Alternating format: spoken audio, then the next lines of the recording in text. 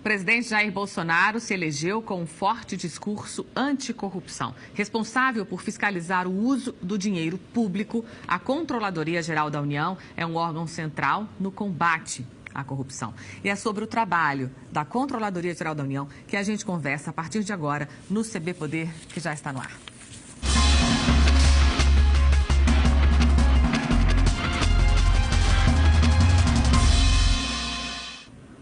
Muito bem-vindos a mais essa edição do CB Poder, ao vivo na TV Brasília, Rede TV e nas redes sociais do Correio Brasiliense. Você pode interagir com a gente, deixar lá a sua opinião, seu comentário. Estão aqui no estúdio hoje os jornalistas Leonardo Cavalcante e Denise Rotenburg, do Correio Brasiliense, além do nosso entrevistado, o ministro da Controladoria Geral da União, Wagner Rosário. Muito bem-vindo ao CB Poder. Muito obrigado pelo convite, é um prazer estar com vocês aqui hoje. Vocês estabeleceram uma série de medidas anticorrupção para os primeiros 100 dias de governo. Que medidas são essas? Bem, na área de combate à corrupção, a gente entregou 6 metas diferentes. Uma meta vinculada à criação de um sistema de combate à corrupção do próprio governo, ou seja, a gente conseguir enxergar de forma mais ampla toda a área de corrupção do governo ou a área anticorrupção do governo, todos os mecanismos que nós temos implementados. Além disso, nós colocamos a meta de implementação dos planos de integridade nos ministérios, ou o lançamento do plano. É claro que a implementação ela vai levar mais tempo, mas o lançamento do plano de todos os órgãos da administração federal direta, a administração direta, a parte de autarquias e fundações para esses 100 primeiros dias. Criamos também um comitê de combate à corrupção, um decreto que vai criar um comitê de combate à corrupção com os principais ministros envolvidos nessa área. Então, citei o ministro da Economia, o ministro da Justiça e o ministro do Banco Central, porque tem competências específicas no caso de corrupção de crimes financeiros e coisas do tipo. Isso significa o quê? Mais fiscalização? Quais são as ferramentas? Sim, o plano de integridade, ele é um plano que ele visa você detectar casos, prevenir esses casos e sancionar os identificados. Então, nós estamos montando estruturas de integridade dentro de cada órgão, por cargos que já existem, e essas estruturas, estudando os casos de corrupção, vão implementar internamente controles que evitem esses problemas. Por exemplo, um problema recorrente, que não é de corrupção, mas é uma ilegalidade, é, por exemplo, o nepotismo no governo. Então, se eu consigo criar um mecanismo que rode as bases e identifique possíveis vínculos de nepotismo entre pessoas que foram indicadas para cargos ou terceirizados que assumem e quem está na chefia do órgão ou nos cargos de chefia, e eu automatizo isso, eu já consigo prevenir que isso... Como é feito, então, esse mapeamento? A gente, já na CGU, a gente já está rodando, a gente fez uma macrozinha, sobe as bases tanto do SIAP quanto dos terceirizados e cruza. E aí verifica, existe vínculo de parentesco entre essas pessoas. Elas estão ligadas diretamente, foi esse responsável pela indicação dessa pessoa. Ainda tem muito desses casos? Olha, tem às vezes, vez ou outra, porque tem casos que você detecta, mas ele não é problema de ilegalidade. Por exemplo, já tem alguém ocupando um cargo e depois um parente é denominado como chefe dele. Isso não é nepotismo. Então, a gente pega e a gente avalia. Mas o que a gente não pode deixar é isso acontecer. Ou, por exemplo, alguém que tem o poder de influenciar nas contratações de terceirizados e começa a indicar parentes para ocupar cargo de terceirizado, não cargo não. Então, isso tudo são mecanismos que a gente tem que gerar. Ainda existe, a gente pega casos ainda, mas o que a gente quer botar em todos os órgãos para evitar. Então, o sistema, ele basicamente, os programas de integridade, eles evitam que o problema aconteça. Ele permite que a gente tenha, a administração se antecipe. E de um poder para o outro? Por exemplo, um deputado que vai indicar um parente para trabalhar no órgão público, isso vai ter algum controle também ou isso aí não tem como? Vai ter, não está nas nossas metas, mas o governo vem trazendo, não existe problema de indicação para cargos, problema nenhum, mas o que a gente quer transformar isso agora é num sistema de indicação.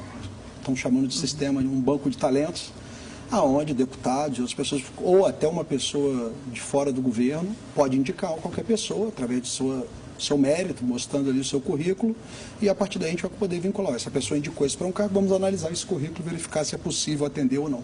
Ministro, o senhor está prestes a anunciar um decreto sobre lobby, a regulamentação do lobby, que é uma coisa que vem sendo discutida nesse país há muito tempo. Os escândalos de corrupção no Brasil, boa parte deles está ligada a como ocorre essa relação entre setores e o governo.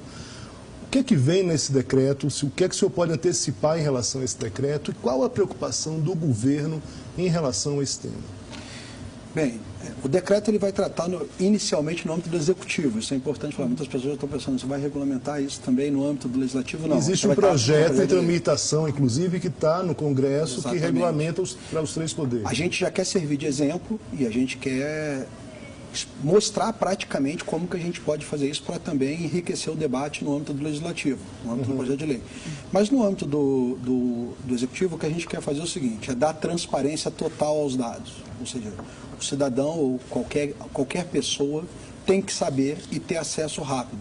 Quem se reuniu com quem, com que objetivo, tratar que pauta, e isso tem que estar claro. Então nós estamos criando um sistema de agenda, claro, da onde inclusive a marcação das agendas vão ocorrer pelo sistema, inclusive a previsão de recebimento de qualquer vantagem, seja um brinde, seja um presente, seja uma hospedagem, seja um almoço, as autoridades vão ser obrigadas a colocar isso também no sistema, de tal forma que a gente dê o máximo de transparência e abra isso aí para a população. Agora, isso não impede que os lobistas e as autoridades se encontrem nos bares, nos restaurantes.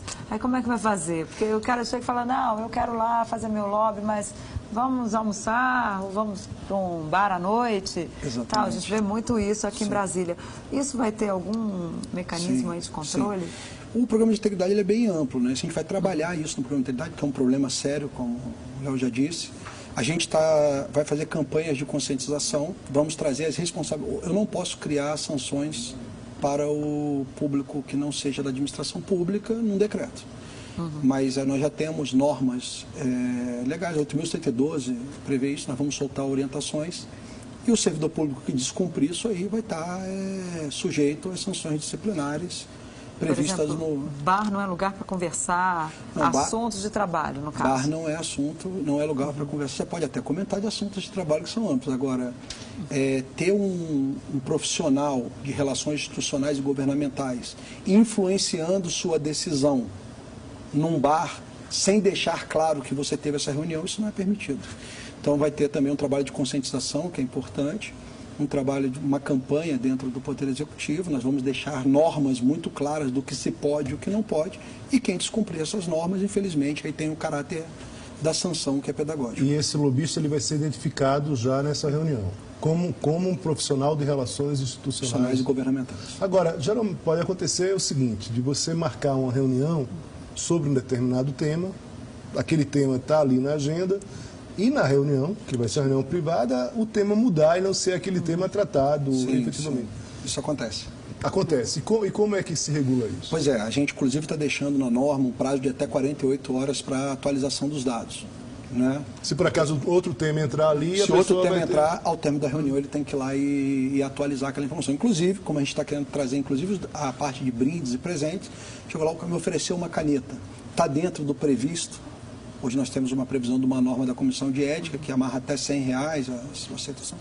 Me deu, inclusive isso eu vou ter que colocar. Isso eu não tenho como alimentar. Agora, antes, se não colocar, ministro, qual a sanção que o servidor... Vai ter sanção para o lobista, não? Ou só para o servidor? Para o lobista, nesse momento, não. Eu espero que essas sanções venham mais especificadas no decreto, no projeto de lei. Em tramitação no Congresso. Exatamente. Em relação para o servidor, nós estamos colocando lá que ele pode responder pelo descumprimento de normas do governo. Quem não cumpre as normas, ele pode ser. Isso já está previsto na Lei 8.112. E vamos abrir o processo, ver a gravidade da situação e ele vai ser sancionado com as sanções previstas na Lei 8.112. Que são quais? Ele pode, por exemplo, ser Pode tomar uma advertência, se for uma coisa leve. Ele esqueceu de botar uma agenda, que ele recebeu uma coisa leve, que às vezes não precisa nem ser uma sanção, pode chegar até a demissão do servidor, dependendo da gravidade dos fatos. Agora, falando em transparência, ministro, tem uma questão aqui que eu acho que é importante, que é esse decreto de classificação de documentos. Sim. Teve uma chiadeira, e eu acho que, de certa forma, importante, porque a gente está tratando de transparência e de acesso à informação. Exatamente. O governo decidiu ampliar o número de pessoas que pode classificar um documento, ou seja, deixando aquele documento em vários níveis, de uma certa forma até secreto para a sociedade. Como é que o senhor avalia, como é que o senhor está vendo esse desenrolar desse tema, que não está sendo nem tratado diretamente com o senhor, ou está? Está sendo tratado diretamente comigo. Eu participei das reuniões e essas reuniões iniciaram no passado. Quem teve uma participação maior fomos nós e o GSI, o Gabinete de Segurança Institucional, justamente porque a gente tinha visto alguns problemas de operacionalização em alguns locais do governo. Por exemplo? praticamente, a lei, deixar bem claro, na verdade ele não ampliou o leque de pessoas que pode. Ele ampliou o leque de pessoas que você pode delegar. Então, a lei já previa, a lei de acesso à informação, previa que a classificação poderia ser delegada a agente público. Ponto. Quando veio o decreto para regulamentar, ele falou assim, olha, secreto e ultrassecreto eu não vou... Documentos ultrassecretos não podem ser delegados. A lei dizia que podia e o decreto foi lá e falou, não pode. Então, você pode, desde que o decreto amarre. O decreto não pode ir contra a lei, mas ele pode regulamentar a lei. Então, ele foi mais restritivo do que a lei. O que a gente viu? Vou dar um exemplo claro que eles me perguntou agora. Todos os ultrassecretos, pela lei, tinham que ser ou o ministro de Estado ou o comandante das forças. Então, por exemplo, vamos pegar o projeto do submarino nuclear da Marinha. Não há dúvida que quase todos os documentos que estão no projeto do submarino nuclear são ultrassecretos. Ultrassecreto, qual é o prazo para a informação? 25 anos. 25 anos para a informação ser divulgada. Só para que os telespectadores entendam. São 25 anos o ultrassecreto, 15 anos o secreto e 5 anos o reservado. Né? Então, ou seja, imagina só, um documento ultrassecreto ia ter que rodar até o comandante da Marinha. Vamos ver, o projeto está acontecendo no Rio. Ia ter que trazer até o comandante da Marinha para ele chegar e classificar. Pô, tem um almirante lá com competência para isso. Ou seja, ele está tocando o projeto de submarino nuclear. Se esse cara não tem condições de dizer o que é ultrassecreto e o que é secreto, é complicado. Nós amarramos que todos os ultrassecretos poderiam ir até DS6, para DS6, ou seja, para secretários. E eu falo assim, não, o secretário executivo é cargo de natureza especial, é DS6 mesmo, os secretários são DS6. Então eu falo assim, não foi aberto uma quantidade enorme. Detalhe, é a possibilidade de delegação. Eu, por exemplo, desde que me tornei ministro da CGU, eu não classifiquei nenhum documento em ultrassecreto. Eu não preciso delegar. Porque a quantidade que chega vai ser tão pequena, mas alguns órgãos necessitam. Por exemplo, a Marinha, eu estou dando exemplo aqui, necessita. A gente também fez uma pequena mudança para os secretos. Ele passou para DS5. E os reservados passou para qualquer cargo, desde que delegado. Olha, o cara tem que delegar, a autoridade tem que delegar diretamente. Então, eu dou um exemplo de desconhecimento das pessoas sobre a realidade da administração pública. Os superintendentes regionais, o superintendente da Polícia Federal nos estados, a maioria é DS3. Então, eu pego, por exemplo, o superintendente de Curitiba, que tem toda uma lava-jato andando, certo. Ele tem acesso a dados sigilosos de muitas pessoas, mas ele não pode classificar uma informação como reservada. Tinha que subir para o responsável da polícia, aqui no caso o DG, o diretor-geral, poder fazer. Então, assim, operacionalmente isso é ruim. E são servidores que não têm responsabilidade. Não corre o risco de reduzir a transparência, uma vez que a pessoa pode chegar, colocar lá uma licitação, por exemplo, como uma coisa reservada, que você só vai saber como é que foi, como é que aquilo se processou 5 anos depois? Não, porque é o seguinte, esses dados eles podem ser todos revisados pela CMRI, que é a Comissão Mista de Reavaliação de Informação. Então, assim, o que a gente pode discutir é o seguinte, tomando essa medida, vamos melhorar ainda mais os controles com a CMRI, verificar? Isso eu acho que é importante, nós já estamos estudando isso. Agora, a gente tem uma cultura no Brasil que é a seguinte, quando dá qualquer problema na gestão pública, você sobe a esfera de decisão para a mais alta esfera, ministro, e isso não garante, porque essa pessoa também não vai ter tempo de olhar esse material com calma. Então as pessoas têm que se conscientizar, é um trabalho de desburocratização, mas é claro, toda vez que você delega, você também tem responsabilidade na delegação. Então a gente vai acompanhar, a CMRI vai fazer esse trabalho, nós vamos aumentar a transparência desse dado, dizendo quantas informações estão sendo colocadas, vamos cobrar isso dos órgãos, e eu tenho certeza que isso vai suprir sem nenhum problema a preocupação, claro, sempre importante da sociedade que se manifesta, é importante, eu fico feliz dessa manifestação que a gente vê que a sociedade está participando das decisões do governo. Agora, ministro, em relação aos acordos de leniência, o senhor falou em Lava Jato, como é que está? Já houve aí um freio de arrumação depois que esse governo assumiu? Eu acho que o freio de arrumação já havia sido feito, né? Eu acho que a gente conseguiu bem delinear o papel de cada órgão. Hoje os acordos, já temos 6 acordos assinados no âmbito da Controladoria e da Advocacia Geral da União.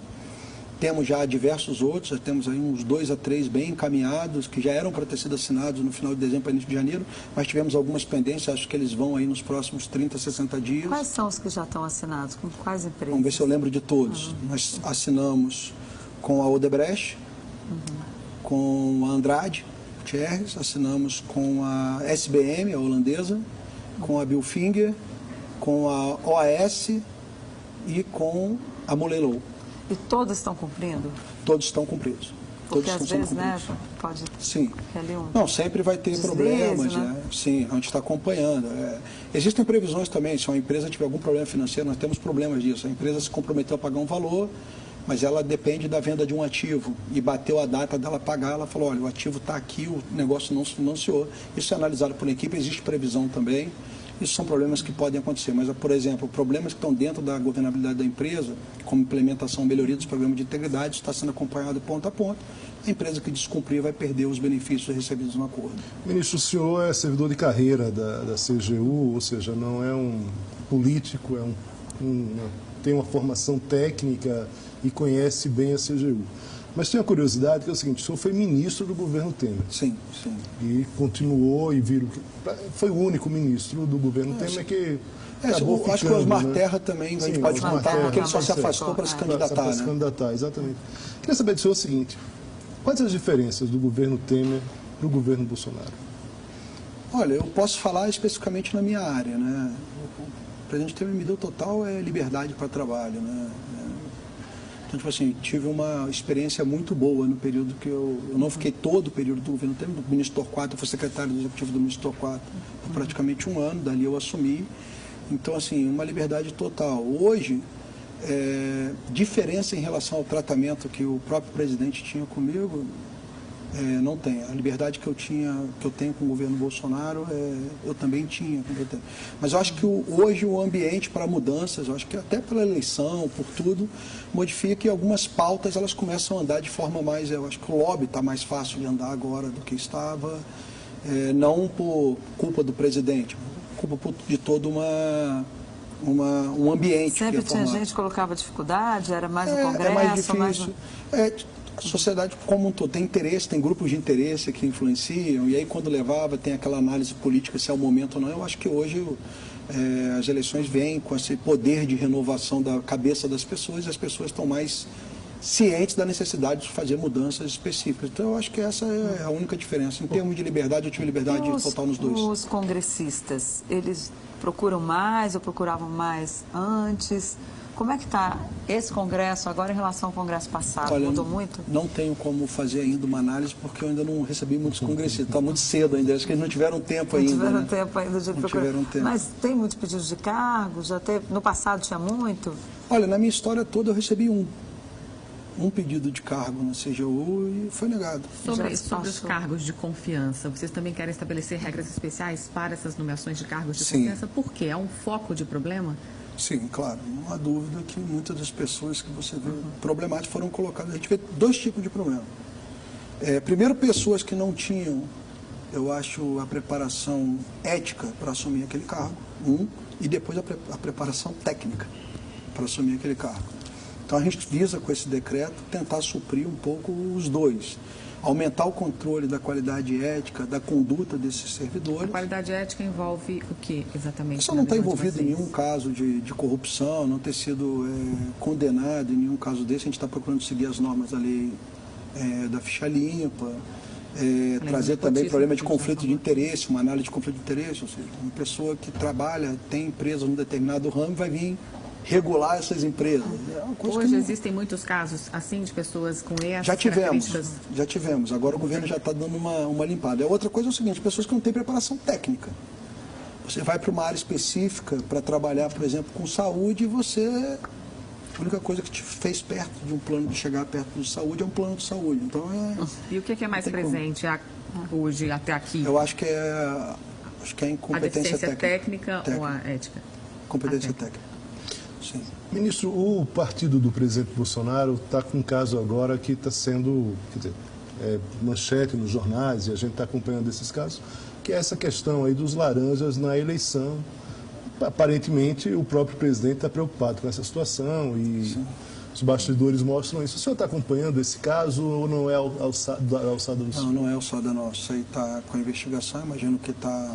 É um crime eleitoral, né? Deve ser demandado a Polícia Federal nisso aí. A gente mesmo tendo um ministro, no caso Bebiano, que possa ter algum... Mesmo porque a nossa responsabilização, a CGU, quando atua dentro de um poder investigativo, mesmo que ela vai abrir processo correcional, a gente não abre contra o ministro. Sobre atos... Isso seria a responsabilidade ética, assim, que também ficaria com a Comissão de Ética Pública. Fica só em relação a atos do Executivo. Atos do Executivo e dentro da aplicação de recursos públicos. Ou seja, então, eleitoral é outra esfera, isso tem que ser respondido lá. Sei menos que você. Eu estou lendo um pouco o jornal, então... Vamos fazer uma pausa, Denise. Já a gente volta. Denise, que já tem uma pergunta ali na ponta da língua. Já a gente volta com o ministro Wagner Rosário. Até já.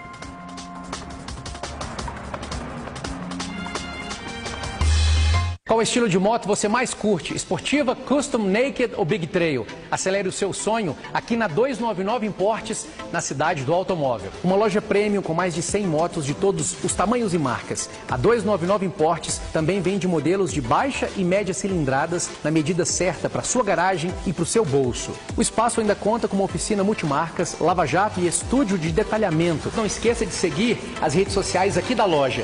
Acelere o seu sonho na 299 Importes. Camisetas promocionais em atacado, a partir de 30 unidades. É na melhor fábrica de camisetas personalizadas, a Casa das Camisetas. Acesse agora casadascamisetas.com.br e faça o seu orçamento. Camisetas personalizadas com qualidade, agilidade, menor preço e o melhor atendimento. Cobrimos orçamentos. Central de Vendas 61 3968 9700. Casa das Camisetas. O céu, as árvores, o tronco dela é marrom. As folhas dela são verde. A maçã é vermelha. E a banana é amarela. Aos 4 anos de idade, João tinha apenas 20% de visão. Hoje, ele consegue explicar o que para ele são as belezas do mundo. CBV, Hospital de Olhos. Agende uma consulta. Enxergue as belezas do mundo.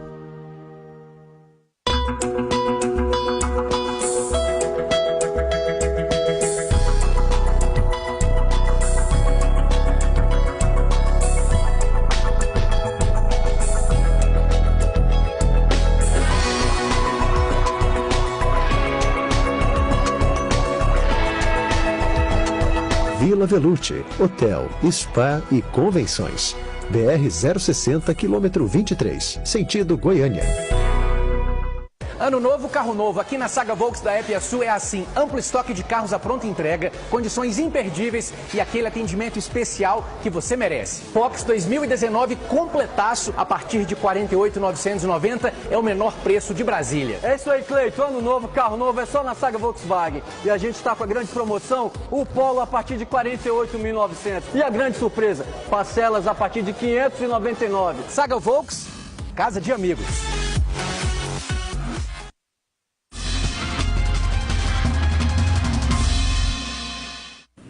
Estamos de volta hoje. O CB Poder recebe o ministro da Controladoria Geral da União, Wagner Rosário. Denise, abre o bloco. Obrigada, Simone. Ministro, havia no passado aqueles sorteios para prefeituras seriam ali, elas iam sofrer uma auditoria, uma devassa nas suas contas, nos seus contratos pela CGU. Como é que está isso? Acabou essa coisa do sorteio? Não vai ter mais? A gente abandonou o modelo de sorteio, era feito até na Caixa Econômica, o mesmo material feito aí na Mega Sena. A gente passou agora para uma análise de critérios de risco. A gente analisa os riscos daquele município está exposto, verificamos qual é o IDH do município, quais são os índices de desenvolvimento da educação, envolvimento daquele município em casos de corrupção, e a partir daí do modelo que é gerado, a gente seleciona os municípios que estão mais... que apresentam um risco maior a problema de corrupção. Então a gente foca nesses municípios e reduzimos um pouco da quantidade também, mesmo porque nós estamos com um esforço muito grande, aonde nós temos mais recursos. Os municípios têm bastante, mas assim, quando eu vou não dá para comparar com uma auditoria na área de previdência, outra coisa. Qualquer coisa na área da previdência, 1 bilhão no município, eu chego a prejuízo de 500 mil, 1 milhão, 1,5 milhão. Então a gente tem mudado um pouco o foco, até para ajudar o governo, mas hoje o critério que a gente utiliza é mais de gestão de risco do que de Mas isso não corre o risco aí de direcionar para um determinado partido ou alguma coisa assim? Não pode correr, não digo o senhor, mas ali uma pessoa que trabalha com o senhor, de repente, não gosta daquele partido, partido A, B ou C, enfim, vou pegar os prefeitos daquele partido. Não corre, sim, não há esse isso risco? aí é uma preocupação que a gente tem muito grande. O sorteio teve esse modelo para evitar esse tipo de suspeição, né? O que a gente tem feito? O modelo, qualquer um que tiver qualquer dúvida pode ir lá e rodar o modelo, vão dar os mesmos municípios. E a gente sempre procura fazer o seguinte, quando se concentra a quantidade de municípios num único estado, porque poderia parecer que era uma perseguição a determinado governador, a gente mitiga isso aí e distribui para outros que ficaram com menos. Então, por exemplo, se tiver um estado que tenha, dentre os 50 que eu vou olhar, 15, eu vou olhar só uns 5 dele, e esses 10 eu vou passar para os piores de outros estados, de tal forma a dar uma equilibrada. Então, a gente tem um modelo, qualquer um que se sentir, achar que tem qualquer problema, pode ir lá rodar o modelo junto com a gente, dentro do modelo traçado vai dar os mesmos municípios, a gente está muito tranquilo em relação a isso aí. Agora, a CGU teve uma baixa em relação ao número de funcionários e vocês têm uma dificuldade em relação à equipe. Como é que o senhor pensa em resolver essa situação? O senhor tem falado com o presidente, principalmente aqui no Correio, que tem uma área dedicada à questão de serviço público, como é que o senhor está tratando isso? Inclusive, essa própria questão da fiscalização dos municípios, a gente sabe que sem servidores ou com poucos servidores, tem uma dificuldade clara. Como é que o senhor está pensando nisso? Eu sempre falo o seguinte, as áreas de controle trabalham com a possibilidade que tem. Se eu tenho mais gente, eu fiscalizo mais. Se eu tenho menos pessoas, eu fiscalizo menos. Ou seja, o Estado está perdendo. O Estado está perdendo. O que eu tenho feito? Eu já tive reuniões com o ministro Paulo Guedes, uma reunião muito boa. Hoje eu já conversei com o secretário Paulo Weber, semana que vem eu tenho outra reunião com ele. Justamente que a gente está falando o seguinte, nós estamos todos muito preocupados com que o Estado não tenha... A gente diminuiu os gastos do Estado, mas eu sempre falo que o controle não é gasto, é investimento. Então eu tenho mostrado o seguinte, a CGU apresentou esse ano uma recuperação aos cofres públicos de benefício financeiro de 7,2 bilhões de reais em 2018. O nosso custo é 1 bilhão. Pagando pessoal, pagando aposentados. Então, eu falo assim, se eu tiver mais 300, 400 pessoas, em vez de voltar 7, eu vou voltar 11. E o investimento para aumentar 400 pessoas hoje não dá 100 milhões. Então, assim, eu tenho falado assim, eu não quero que aumentar os gastos em 90, 100 milhões, eu quero retornar 4 bilhões a mais. Falar em aumento de investimentos, no caso, né? Porque aumentar gastos nessa sua área é investimento. Vai ter alguma mudança no orçamento da CGU esse ano? Já está se conversando isso no governo para mandar uma nova proposta? Porque esse orçamento que está aí, ele foi feito pelo governo do presidente Michel Temer e a gente sabe que as prioridades mudam, né, ao longo ali na virada do governo. Alguma mudança no orçamento? Não vamos precisar. Eu já tinha conversado com o presidente Temer antes. O presidente Temer, nosso orçamento, desde o momento que eu entrei, na verdade eu não, quando o ministro Torquato entrou, até esse ano ele subiu 40%.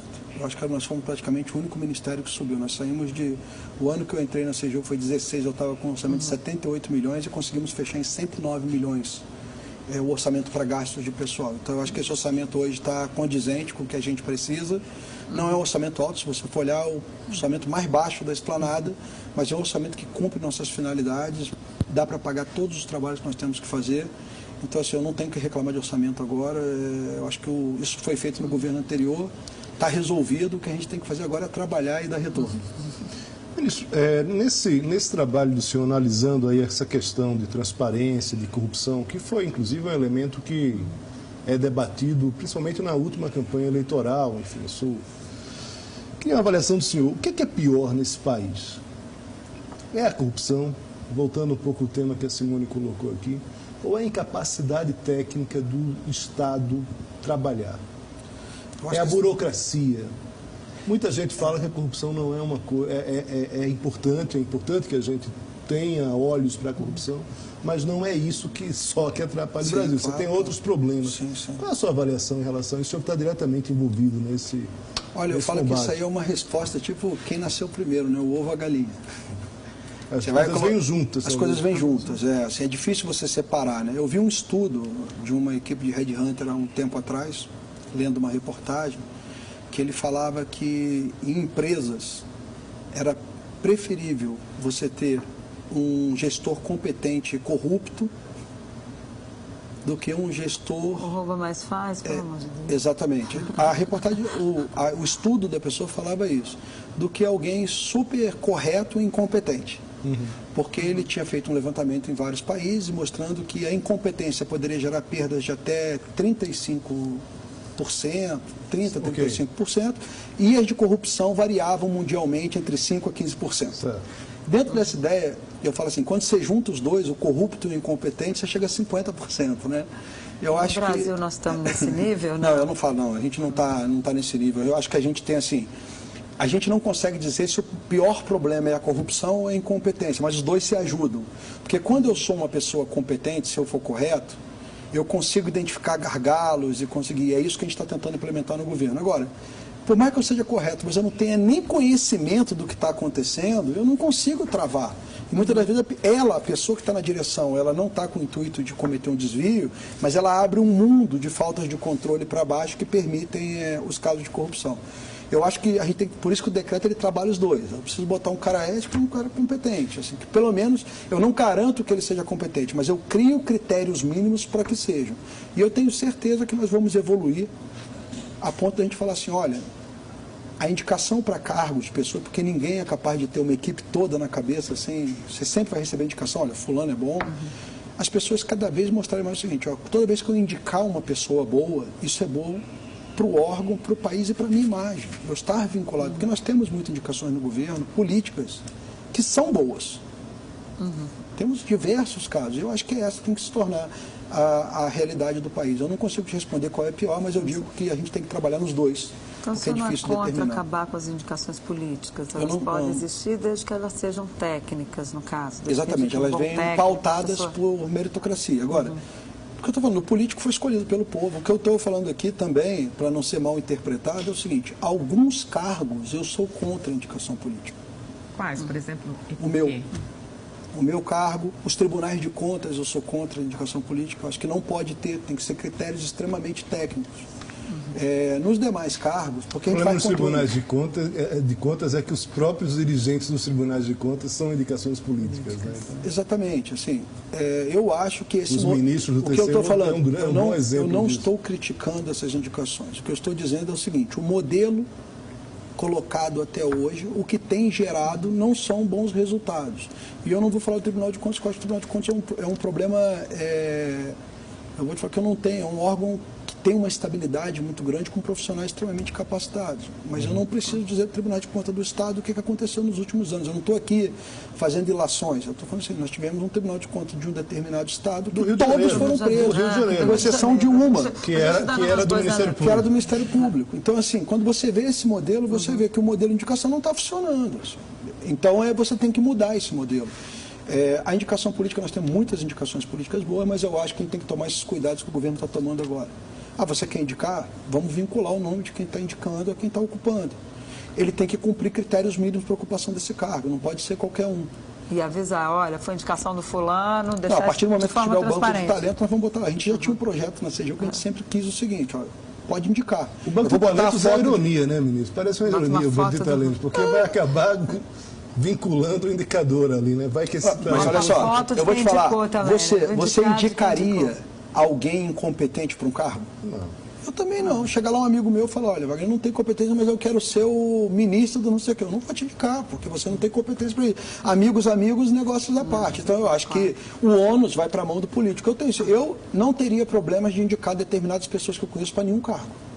Inclusive botar minha foto lá do lado da dele. Olha. Agora foi eu que indiquei. Agora outros eu não vou indicar, porque eu não vou manchar a minha imagem, e eu acho que a classe política vai ter que ver isso. Agora, olha. o senhor acha que consegue aprovar essa coisa de botar lá o banco de talentos? O cara e a pessoa que indicou também, com a fotinho do lado, vai ser possível? Eu vou fazer o seguinte essa questionamento. Meta. Quantos brasileiros de bem não querem isso? Todos querem. Todos querem. Então, assim, a gente tem que decidir de que lado que a gente vai estar. Eu acho que a gente tem que tomar coragem de fazer. Eu acho que o governo está com toda a coragem para fazer isso e tem que fazer. Agora, a população escolhe se vai apoiar uma medida dessa ou se vai apoiar o velho toma lá da caixa. A população escolher por isso. elege outro. Escondidinho de indicado. Isso é quando a questão é que tem alguns temas que vão para o Congresso, o próprio lobby é isso, né? O lobby não andou no Congresso, por quê?